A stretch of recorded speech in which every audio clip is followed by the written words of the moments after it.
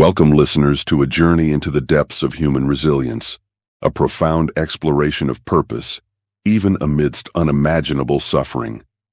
We delve now into the timeless wisdom of Viktor Frankl's seminal work, Man's Search for Meaning.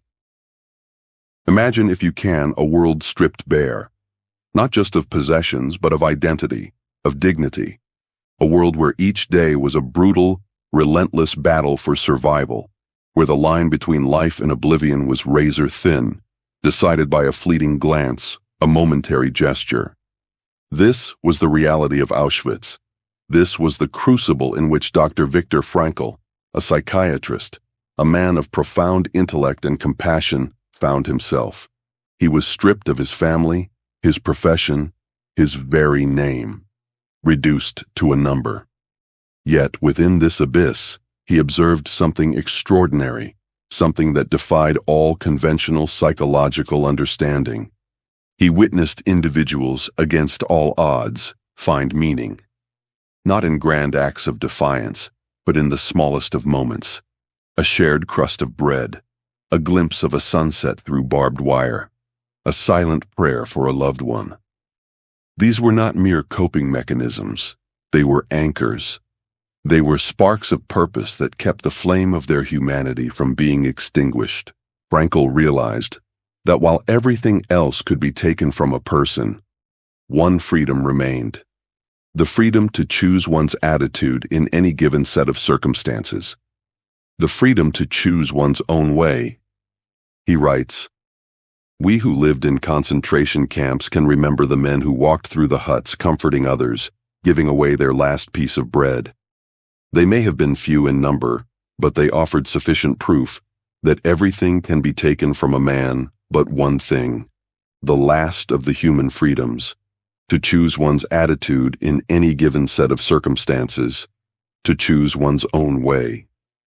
This isn't to say that suffering is to be sought or glorified. Far from it. Frankl never sugarcoats the horror, but he argues that how we respond to suffering, what meaning we find in it, can define our existence. It can transform a tragedy into a triumph of the human spirit. His revolutionary insight, which he termed logotherapy, posits that the primary motivational force in humans is a striving to find meaning in life. Not pleasure, as Freud suggested, nor power, as Adler theorized, but meaning. A why. When we have a why, we can bear almost any how. Consider the sheer weight of that idea.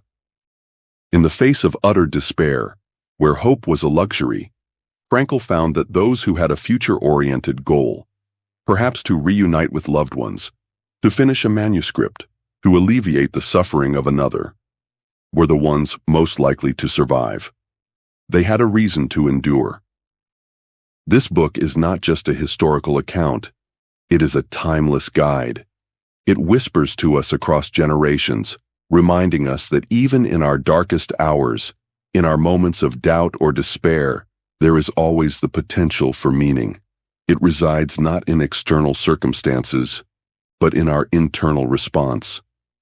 It encourages us to look inward, to reflect on our values, our responsibilities, and the unique contributions we can make to the world. It challenges us to ask ourselves, not, "What do I expect from life?" but "What does life expect from me?" Man's Search for Meaning is more than a book. It is an experience. It is a testament to the enduring power of the human spirit to transcend its circumstances and discover, even create, a purpose worthy of its journey. And in that search, we find our deepest humanity,